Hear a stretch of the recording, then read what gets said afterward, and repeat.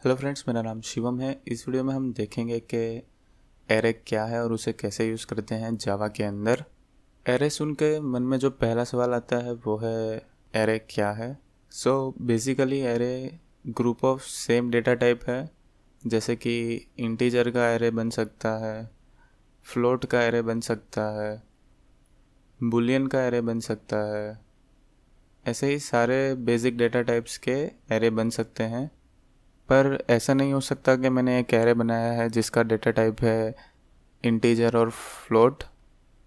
तो ऐसे हमें सिर्फ सेम डेटा टाइप्स के ही एरे बना सकते हैं। तो अब जो दूसरा सवाल मन में आता है वो है इसे यूज़ कब करना है। तो सपोज़ मेरे पास कुछ डेटा है ACDB, रैंडम लेटर्स हैं ये। तो अब एक बात आप याद रखना कि जब भी आप जावा में कैरेक्टर का यूज़ करते हैं तो आपको सिंगल इन्वर्टेड कोमा का यूज़ करना है। ओके, इसको सेपरेट करने के लिए मैं कोमा लगा देता हूँ। ओके, तो जैसे कि आप देख सकते हैं कि इन सब का जो डेटा टाइप है वो है कैरेक्टर। इसका डेटा टाइप है कैरेक्टर। तो ये एक ग्रुप हो गया जिसे हम बोलते हैं अपना एरे। तो उसका भी जो डेटा टाइप रहेगा वो है कैरेक्टर। तो जैसे कि हम कोई वेरिएबल को नाम देते हैं वैसे ही हमको एक एरे को भी नाम देना होता है। तो जो है, जैसे कि मैं नाम दे देता हूँ ARR। ओके, तो अब आप कहेंगे कि एक ही नाम से सारे एलिमेंट्स को कैसे हम एक्सेस करेंगे। तो उसके लिए हम यहाँ पे लिखते हैं नंबर ऑफ इंडेक्स। ओके। तो जैसे कि मुझे यूज़ करना है पहला एलिमेंट, तो मैं यहाँ पे लिखूँगा ARR ऑफ 0।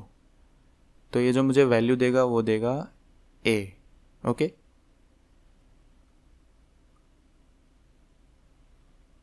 एक बात ध्यान रखना, जो एरे का इंडेक्स होता है वो हमेशा 0 से स्टार्ट होता है। 0, 1, 2, 3। ओके, तो अब जो ये एरे है उसका साइज़ क्या है। इसका साइज़ हमें दिख रहा है कि इसका साइज़ है 1, 2, 3 एंड 4। तो इसका साइज़ आया 4। ओके, इसका नाम हमने दिया था ARR और इसका साइज़ है 4। तो ऐसे हमारे पास एक एरे आ गया ARR4 जिसके अंदर 4 एलिमेंट है ACDB। तो जैसे कि मैंने आपको बताया कि इसका इंडेक्स हमेशा 0 से स्टार्ट होता है। तो अगर मुझे इसका लास्ट एलिमेंट यूज़ करना है तो मैं लिखूँगा ARR3। तो ये जो मुझे वैल्यू देगा वो देगा B। ओके, क्योंकि यहाँ पे B है। तो ऐसे हमने कैरेक्टर का एरे बनाया है। और एक इंटरेस्टिंग बात मैं बताऊँ आपको, जो ये हमारे पास स्ट्रिंग है वो बेसिकली कैरेक्टर्स का एरे ही है।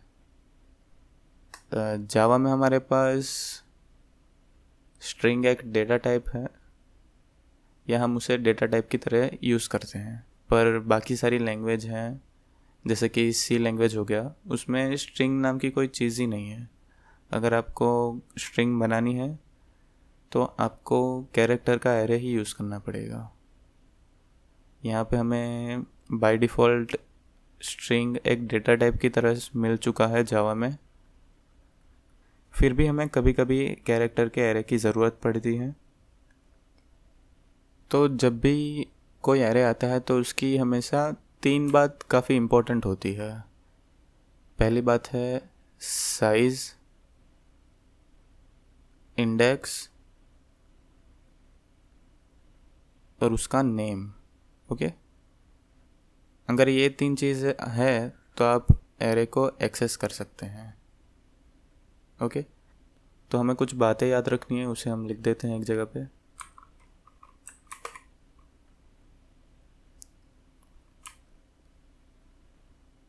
इसे मैं बोल देता हूँ नोट्स। ओके, तो जो पहला नोट है वो तो यही हुआ कि एरे जो है उसका फिक्स डेटा टाइप होता है।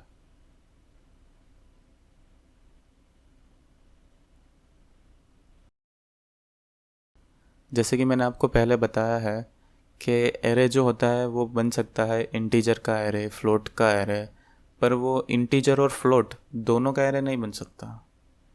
आपको अगर ऐसा बनाना है तो डिफरेंट एरे आप यूज़ कर सकते हैं। जो दूसरी बात है एरे के बारे में, वो हमें याद रखनी है कि उसका जो इंडेक्स होता है वो हमेशा 0 से स्टार्ट होता है।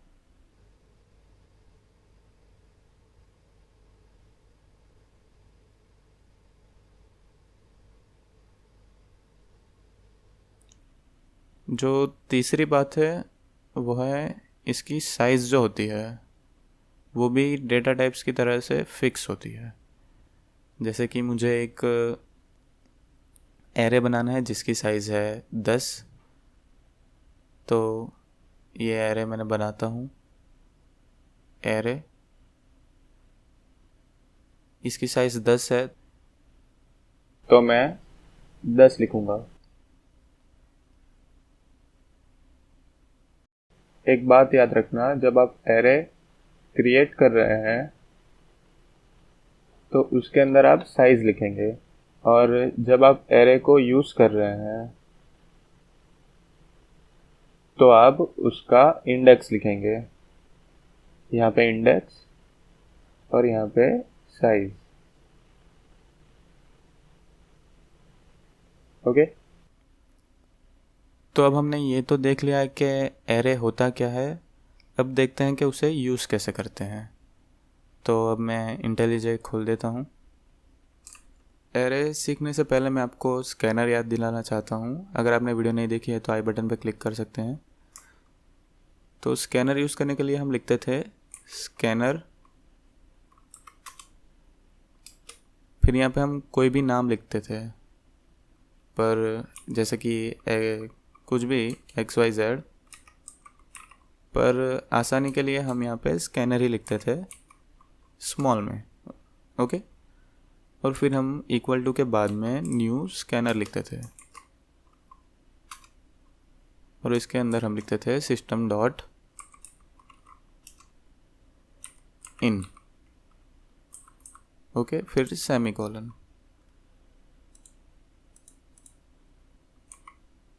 तो ये जो है वो स्कैनर की सिंटैक्स है, इसे हमें याद रखना होता है। ऐसे ही एरे की भी सिंटैक्स है। अगर आपको ऑब्जेक्ट और क्लास के बारे में कुछ पता नहीं है तो टेंशन लेने की कोई ज़रूरत नहीं है, अभी उसकी कोई ज़रूरत भी नहीं है। तो जैसे कि हमने आगे बात की, हमारे पास कुछ डेटा है जो कैरेक्टर फॉर्म में है, तो हम एक कैरेक्टर का एरे बनाएंगे CHAR। अब हम लिखेंगे square bracket. Square bracket indicate करता है एरे। ओके। उसके बाद में हम एरे का नाम लिखेंगे, जैसे कि आगे हमने लिया था ARR equal to new CHAR, फिर उसके अंदर उसकी साइज़। तो इसकी साइज़ में लिख देता हूँ 10। ओके। तो ये हमारा एरे जो है वो डिक्लेयर हो चुका है। अब हमें इसे इनिशियलाइज़ करना है। यानी कि वैल्यू देनी है कुछ, जैसे कि मुझे ARR 0 पे वैल्यू देनी है।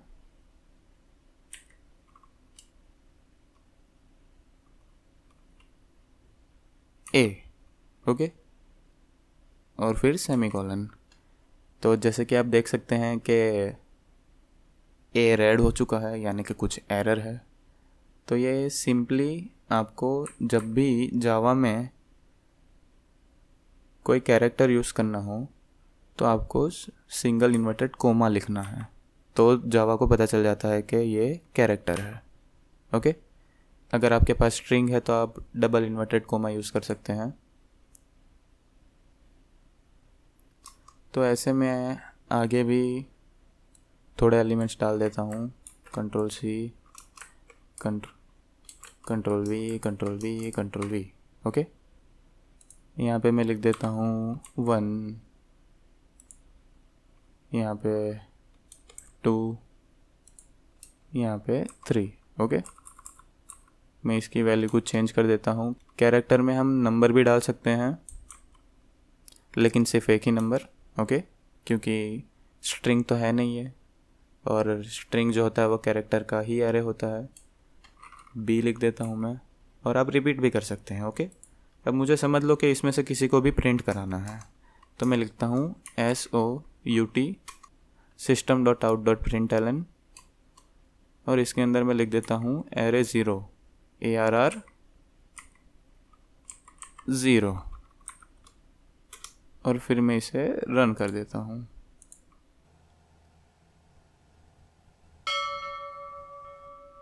तो जैसे कि आप देख सकते हैं कि ए प्रिंट हो चुका है, मैंने सिर्फ ये लाइन लिखी थी। ओके, तो अब जैसे कि आप देख सकते हैं कि ये इतना हर बार लिखना बहुत ही बोरिंग हो जाता है, तो इसका एक शॉर्ट फॉर्म भी है। और एक बात और, अगर आपने साइज़ 10 लिखी है तो आपको 10 के 10 एलिमेंट एक ही बार में डालने की कोई ज़रूरत नहीं है, आप बाद में भी डाल सकते हैं। तो इसको मैं डिलीट कर देता हूँ, और इसको भी मैं डिलीट कर देता हूँ। अब यहाँ पे मैं कर्ली ब्रैकेट लिखता हूँ, और उसके अंदर मेरे जो भी एलिमेंट होंगे वो लिख देता हूँ डायरेक्टली, जैसे कि A,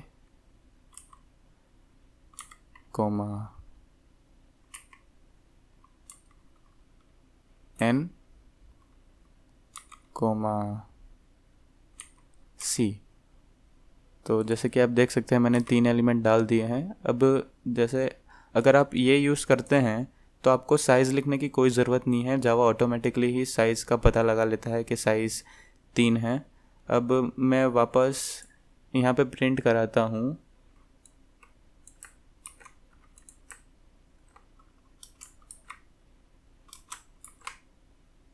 यहाँ पे मैं लिख देता हूँ 1, और यहाँ पे आप लिख देता हूँ 2। ओके, जैसे कि आप देख सकते हैं कि इंडेक्स 0 से स्टार्ट होता है। अब मैं इसे रन करता हूँ